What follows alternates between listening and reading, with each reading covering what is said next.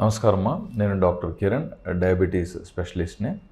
ఇప్పుడు CGM continuous glucose monitoring అనేది చాలా వరకు మనకు అందుబాటులోకి వచ్చింది. దాదాపు మనము చాలా సంవత్సరాలుగా ఇది పేషెంట్స్లో దీని యొక్క ఫలితాన్ని మనము పొందగలుగుతున్నాము. బట్ ఈ మధ్య కాలంలో ఏంటంటే ఎక్కువగా ఆచరణలోకి వచ్చింది. అప్పుడు ఎవరికో ఒకరికి మనం పెట్టేవాళ్ళం, ఇప్పుడు చాలా ఎక్కువ మందికి దీన్ని వాడాల్సిన అవసరం కూడా వస్తుంది. ఎందుకంటే దీని ద్వారా వచ్చే ఫలితాలు కూడా బాగుంటున్నాయి అన్నమాట. సో ఇది మనకు సెన్సార్ అన్నమాట, చిన్నది, ఒక ₹1 కాయిన్ లాగా ఉంటుంది. దీన్ని ఇక్కడ మనకు ఈ పార్ట్కి స్టిక్ చేయటం లాగా జరుగుతుంది అనమాట. ఆటోమేటిక్గా అది స్టిక్ అవుతుంది ఆ పరికరం ద్వారా మనం పెట్టినప్పుడు. ఇది 14 రోజులు ఉంటుంది. ఈ 14 రోజుల్లో ప్రతి 5 నిమిషాలకి షుగర్ టెస్ట్ అయ్యి ప్రతి 15 నిమిషాలకి అందులో సేవ్ అవుతుందన్నమాట. అప్పుడు మనం ప్రతి 3 డేస్కో లేదా 5 డేస్కో లేదా రోజుకు ఎన్నిసార్లు అవసరం ఉంటే అన్నిసార్లు అయినా పర్వాలేదు, మనము ఇలాంటి రీడర్ అనేది ఒకటి ఉంటుందన్నమాట. దీన్ని ఇక్కడ దగ్గర తీసుకెళ్ళినట్లయితే ఇందులో సేకరింపబడ్డ అన్ని షుగర్ రిపోర్ట్స్ ఇందులోకి వచ్చేస్తాయి అన్నమాట. దీన్ని మనం తర్వాత సిస్టంలోకి కనెక్ట్ చేసుకొని రీడింగ్స్ని ఈ విధంగా పొందొచ్చు. సో మనం ఇక్కడ చూసినట్లయితే ఈ పేషెంట్కి ప్రస్తుతానికి అర్ధరాత్రిలో షుగర్ ఎక్కువ ఉంది, తర్వాత మార్నింగ్ టైంలో తగ్గినప్పటికీ, సో ఇతను జనరల్గా చెక్ చేసి ఫాస్టింగ్ టెస్ట్ చేస్తే నార్మల్ రీడింగే వస్తుంది. బట్ ఆ ఫాస్టింగ్ తర్వాత చూస్తే చాలా హై అవుతుంది టైం. ముఖ్యంగా 12 గంటలకి ఇక్కడ పీక్ లెవెల్కి వెళుతుంది. ఈ 12 గంటలకు పెరిగింది మళ్ళీ తగ్గి మళ్ళీ పెరిగి సాయంత్రానికి మళ్ళీ డౌన్ అవుతుంది చూడండి.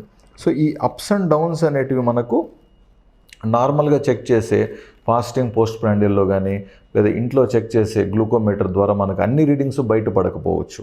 సో ఇంకా మనం చూసినట్లయితే సో ఎన్ని పీక్స్ 3 సార్లు షుగర్స్ 200 పైకి వెళ్ళి మళ్ళీ తగ్గిపోయినాయి అన్నమాట. సో చూడండి, దీన్ని అతని యొక్క డయాబెటీస్ బిహేవియర్ అంటాం మనం. సో ఈ పలానా తేదీ నాడు చూసినట్లయితే మనకు సండే 20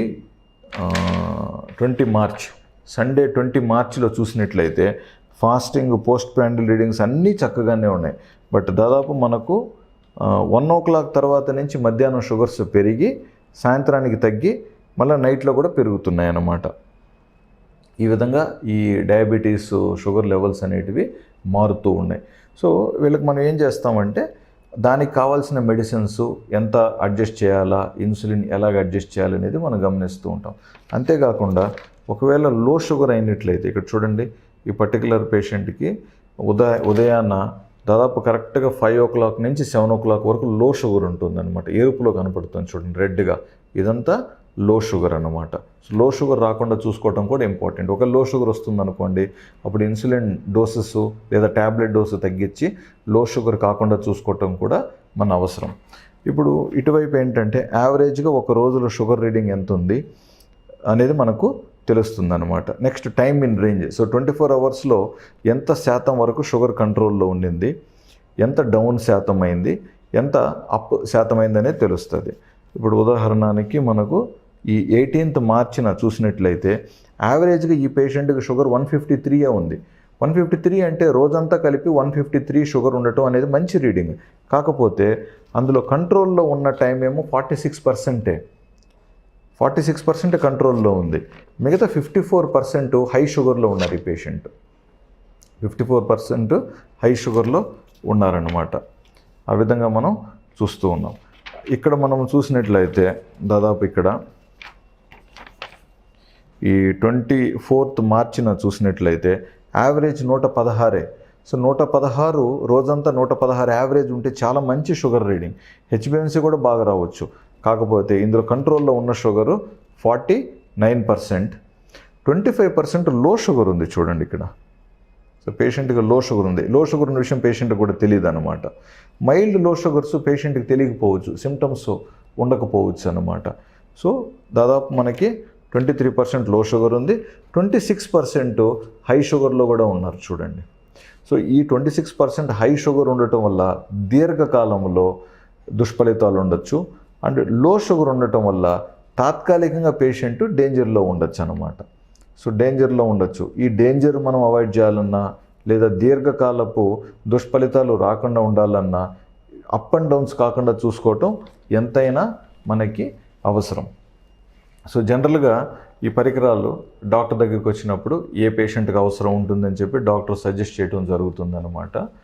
లేదా ఈ మధ్యకాలంలో డైరెక్ట్గా ఆన్లైన్లో కూడా దొరుకుతున్నాయి, లేదా ఫారిన్లో వాళ్ళ పిల్లలు ఉంటే కూడా చాలామంది తెప్పించుకొని అది ఇన్స్టాల్ చేసుకొని రీడింగ్స్ కూడా తీసుకొని పేషెంట్స్ చాలామంది పాటిస్తున్నారు.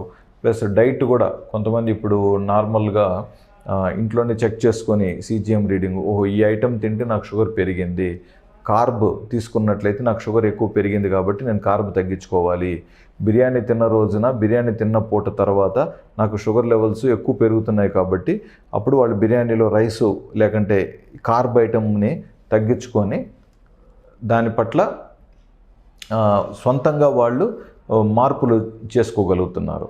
అదేవిధంగా వాకింగ్ చేసిన రోజున షుగర్స్ ఎంత కంట్రోల్లో ఉంటున్నాయి, ఏదైనా కారణం వల్ల వాకింగ్ ఎక్సర్సైజ్ చేయనందువల్ల షుగర్స్ పెరిగితే ఎంత హై అవుతున్నాయి, ఈ విధంగా వాళ్ళు సొంతంగా గమనించుకోవచ్చు. లేదా ఆఫీస్లో స్ట్రెస్ ఉన్న రోజున, ఒత్తిడి ఎక్కువగా ఉన్న రోజున షుగర్ లెవెల్స్ తనకి ఏమాత్రం ఫ్లక్చువేట్ అవుతున్నాయి, లేదు సరదాగా స్థిరంగా మానసిక ఒత్తిడి లేకుండా స్వేచ్ఛగా తన వృత్తి ధర్మం చేసుకున్నట్లయితే ఆ దినం నాడు షుగరు ఏ స్థాయిలో ఉంటుందని చెప్పి కూడా వాళ్ళు గమనించుకొని గుర్తించుకొని సెల్ఫ్ కరెక్షన్స్ చేసుకోగలుగుతారన్నమాట. Self corrections.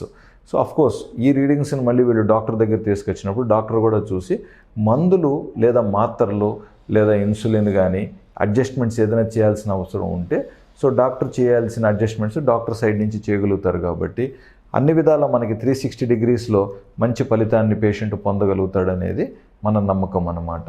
ఇప్పుడు ఈ సెల్ఫ్ కరెక్షన్స్ చేయకుండా పేషెంటు కార్బ్ రైస్ ఐటెం ఎక్కువ తీసుకుంటూ షుగర్ ఎక్కువలో పెట్టుకుంటూ ఉన్నారనుకోండి, అప్పుడు డాక్టర్గా మనం ఏం చేస్తాం, ఆ పోస్ట్ ప్రాండిల్ షుగర్ తగ్గటానికి మందులు పెంచాల్సిందేగా, ఇన్సులిన్ పెంచాల్సిందేగా. ఇప్పుడు పేషెంట్ వాటిని తగ్గించుకున్నారనుకోండి, 30% షుగర్ పెరుగుదల తగ్గింది అనుకుందాం, 20-30% మందులు కూడా తగ్గుతాయని కదా మనం భావిస్తాము. ఇప్పుడు ఎక్సర్సైజ్ చేయకుండా షుగర్ లెవెల్స్ ఎక్కువగా ఉన్నాయి, డాక్టర్ ఏం చేస్తారు, మేము మందులు పెంచాల్సిందేగా పేషెంట్కి ఆ షుగర్ తగ్గటానికి. అదే ఇప్పుడు పేషెంట్ తను అర్థం చేసుకొని వాకింగ్ బాగా చేసి లేదా యోగాసనాలు పాటించి ఇలాగా కొన్ని శారీరక శ్రమ పద్ధతులు ఆచరించి షుగర్ లెవెల్స్ని తగ్గించుకున్నట్లయితే డాక్టర్ గారికి మందులు పెంచాల్సిన అవసరం ఉండదు కదా అప్పుడు. లేదా గతంలో పెంచిన మందులు ఇప్పుడు షుగర్ మంచి కంట్రోల్కి వస్తుంది కాబట్టి ఆ మందులు మోతాదు తగ్గించే అవకాశం ఇప్పుడు మళ్ళీ ఉంటుంది కదా డాక్టర్ గారికి. సో ఈ విధంగా మీ క్రమశిక్షణ ఆచరిస్తూ వీలైతే షుగర్ లెవెల్స్ స్వతహాగా కూడా చెక్ చేసుకొని మీ అంతు లోపాలను మీరు గుర్తించి వాటిని సరిదిద్దినట్లయితే డాక్టర్కి మందులు ఎక్స్ట్రాగా లేదా మోతాదులు పెంచాల్సిన అవసరం రాకుండా ఉంటుంది. మీరు హ్యాపీగా ఉంటారు, మీ డాక్టర్ కూడా హ్యాపీగా ఉంటారు అనేది మన అభిప్రాయం అన్నమాట. సో అందరూ ఆరోగ్యంగా ఉండాలని, షుగర్ లెవెల్స్ ఎప్పుడు కూడా పెరగకుండా మంచిగా కంట్రోల్లో ఉంచుకొని అదుపులో బాగా మనము మంచి జీవితాన్ని గడపాలని కోరుతూ మీ డాక్టర్ కిరణ్.